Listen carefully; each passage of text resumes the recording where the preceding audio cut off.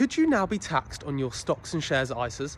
Well, HMRC are considering a plan to bring in 22% tax on any interest earned on cash held in a stocks and shares ISA.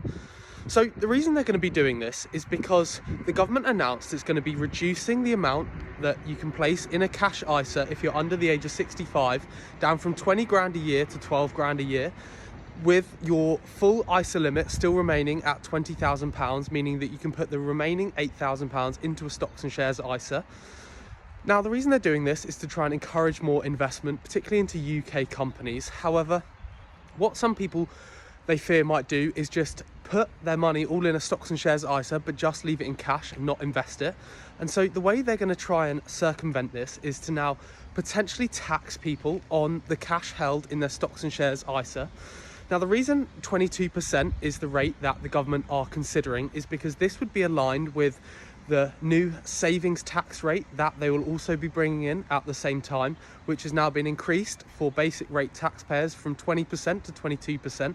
So this is any interest that you earn on your savings after your £1,000 personal allowance limit on savings interest. So what do people think about this?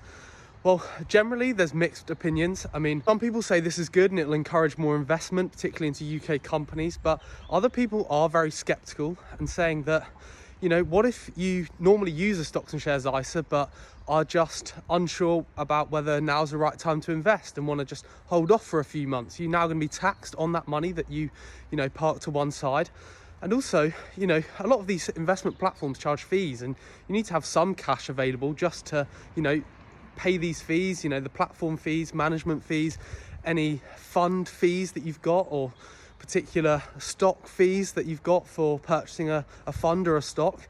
All of these need to be paid for with the cash in your stocks and shares ISA.